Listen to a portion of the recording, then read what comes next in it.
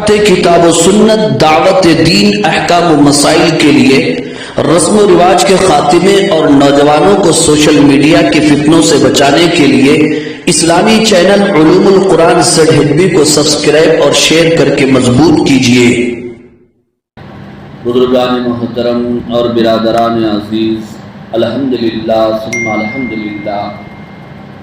ابھی آپ حضرات کے سامنے 13ویں پارے کی سورہ ابراہیم کی آیت نمبر 35 سے آیت نمبر 38 تک کی آیات تلاوت کرنے کی سعادت عظمیٰ حاصل کی گئی ہے۔ بزرگوں اور عزیز دوستوں، ان آیات میں حق تعالی شانہ اللہ جل جلالہ عما نوالہ نے حضرت ابراہیم علیہ السلام کی سیرت یا ان کی زندگی کے حالات میں سے وہ گوشہ اور پہلو یا حصہ بیان فرمایا ہے، جبکہ حضرت ابراہیم علیہ السلام نے اللہ تعالیٰ کے حکم سے امتحان کے طور پر اپنی بیوی حضرت ہاجرہ اور اپنے دودھ پیتے بچے حضرت اسماعیل علیہ السلام کو ایسی وادی غیر ذی زرع میں، بے آب و گیاہ میدان میں، جہاں نہ دانا تھا، نہ پانی تھا، نہ کوئی آدم زاد تھا، اس وادی میں چھوڑ دیا تھا، اور اس کے بعد جب واپس پلٹے ہیں، بیوی اور بچہ نظروں سے اوجھل ہو گئے، تو اس وقت رقت آمیز یا رقت انگیز دعائیں مانگی ہیں اللہ تعالیٰ سے کہ ان دعاؤں کو سن کر شاید فرشتوں کے بھی کلیجے پھٹ جائیں۔ انبیاء اکرام علیہ السلام کی سیرت عام انسانوں کے لیے بڑی سبق آموز ہوتی ہے، تو حضرت ابراہیم علیہ نبینا علیہ السلام کی یہ دعائیں ہمارے لیے بڑی سبق آموز ہیں۔ اس وقت حضرت ابراہیم علیہ السلام نے جو دعائیں مانگی ہیں، ان دعاؤں میں سے کچھ دعائیں آج تلاوت کی گئی ہے، پھر کچھ دعاؤں کا خلاصہ انشاءاللہ کل ہوگا۔ لیکن یہ بات ذہن میں رکھیے کہ ابراہیم علیہ السلام یہ دعا اس وقت مانگ رہے ہیں جبکہ انہوں نے اپنی بیوی اور بچے کو جنگل و بیابان میں اس جگہ چھوڑا تھا جہاں واقعی جنگل و بیابان تھا، لیکن وہاں پر بیت اللہ بھی تھا جو زمانے کے حوادث کی وجہ سے منہدم اور مسمار ہو چکا تھا۔ صرف وہاں پر بنیادیں باقی رہ گئی تھیں، بلکہ وہ بھی نظر نہیں آ رہی تھی۔ فرشتوں نے بعد میں حضرت ابراہیم علیہ السلام کو نشاندہی کیا، اس کے بعد حضرت ابراہیم اور حضرت اسماعیل علیہ السلام نے فرشتوں کی نشاندہی کے بعد بیت اللہ کی تعمیر فرمائی تھی۔ وہ واقعے کا دوسرا حصہ ہے، لیکن پہلا حصہ یہ ہے کہ وہ وہاں پر کوئی نام و نشان نہیں، جنگل و بیابان ہے، بے آب و گیاہ میدان ہے، چاروں طرف سر بفلک پہاڑیں ہی پہاڑیں ہیں۔ وہاں اپنی بیوی اور بچے کو چھوڑ کر حضرت ابراہیم علیہ السلام کیا دعائیں کر رہے ہیں وہ دیکھیے آپ۔ وَإِذْ قَالَ إِبْرَاهِيمُ، اور یاد کرو اس وقت کو جب کہ حضرت ابراہیم علیہ السلام نے کہا رَبِّ اجْعَلْ هَذَا الْبَلَدَ آمِنًا، اے میرے پروردگار آپ اس شہر کو پرامن بنا دیجیے۔ پہلی دعا حضرت ابراہیم علیہ السلام کی یہ ہو رہی ہے کہ جہاں میں اپنی بیوی اور بچوں کو آباد کرنے کے لیے جا رہا ہوں، اس شہر کو اے اللہ آپ ہمیشہ کے لیے پرامن بنا دیجیے، وہاں نہ کوئی خوف ہو، نہ ڈر ہو، نہ دہشت ہو، نہ دہشت گردی ہو، نہ وہاں پر دہشت گردی کرنے والے رہیں، پرامن شہر بنا دیجیے۔ کیوں؟ انسان جہاں بستا اور رہتا ہے وہ جگہ پرامن ہوگی تو وہ دین اور دنیا دونوں حساب سے ترقی کر سکتا ہے، اور اگر اس کی آبادی پرامن نہ ہو، اس کا وطن پرامن نہ ہو، پر خطر ہو، تو وہ دین کے اعتبار سے ترقی نہیں کر سکتا، دنیا کے اعتبار سے بھی نہیں کر سکتا۔ پھر اس کے بعد حضرت ابراہیم علیہ السلام نے دوسری دعا کیا فرمائی؟ وَجُنُّبْنِي وَبَنِيَّ، اے میرے پروردگار آپ مجھ کو اور میری اولاد کو دور رکھیے کس سے؟ ان نعبد الاصنام، بتوں کی پرستش سے، بت پرستی سے مجھ کو میری اولاد کو دور رکھیے۔ مطلب یہ ہے کہ شہر پرامن ہو اور ہم توحید پر قائم رہیں اور بت پرستی سے بچتے رہیں، جیسا کہ آپ نے اب تک ہمیں بچائے رکھا ہے۔ اے اللہ آئندہ بھی مجھ کو میری اولاد کو محفوظ کریں۔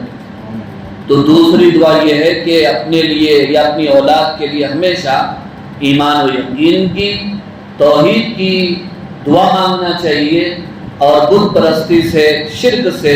محفوظ ہونے کی دعا مانگنا چاہیے اللہ تعالیٰ سے۔ تیسری دعا حضرت ابراہیم علیہ السلام نے کیا فرمائی؟ ربی، اے میرے پروردگار، انہن اضللن کثیرا من الناس، یقیناً ان بتوں نے تو بہت سارے انسانوں کو گمراہ کر دیا ہے۔ بت پرستی سے یا بتوں کی پرستی سے حفاظت کی دعا ہم اس لیے مانگ رہے ہیں کہ ان بتوں نے بہت سارے انسانوں کو گمراہ کر دیا۔ مگر سوال یہ پیدا ہوتا ہے کہ بت تو پتھر کے تراشے ہوئے ہوتے ہیں، وہ دوسروں کو کہاں گمراہ کر سکتے ہیں؟ تو حضرات مفسرین نے اس کا خلاصہ بیان فرمایا ہے کہ وہ خود تو گمراہ نہیں کرتے ہیں، گمراہی کا ذریعہ بنتے ہیں، اس لیے فعل کی نسبت ان کی طرف کر دی گئی، کام کی نسبت ان کی طرف کر دی گئی۔ فَمَن تَبِعَنِي فَإِنَّهُ مِنِّي، اے میرے پروردگار جو میری اتباع کرے گا یقیناً وہ میرا ہی ہے۔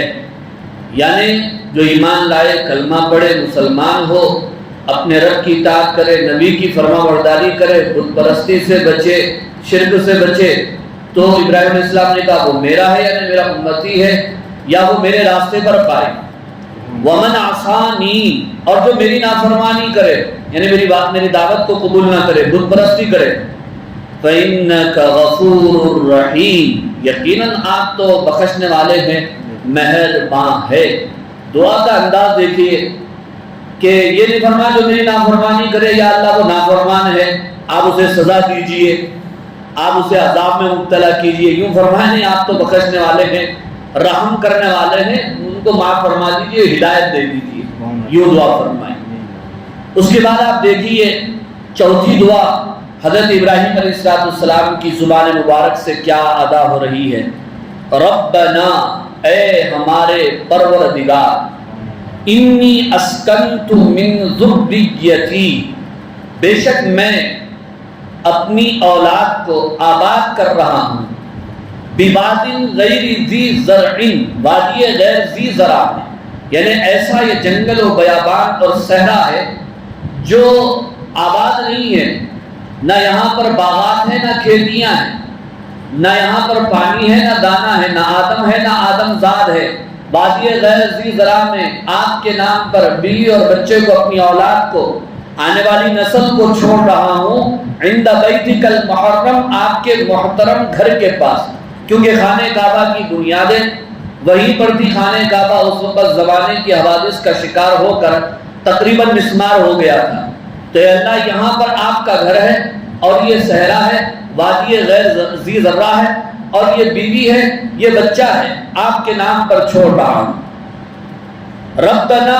لیقیموا الصلاۃ، اے ہمارے پروردگار آپ میری اولاد کو، بیوی بچوں کو نماز کا پابند بنا دیجیے۔ اب پانچویں دعا دیکھیے آپ، یہ حضرت ابراہیم علیہ السلام فرما رہے ہیں کہ آپ میری اولاد کو، میری نسل کو نماز کا پابند بنا دیجیے۔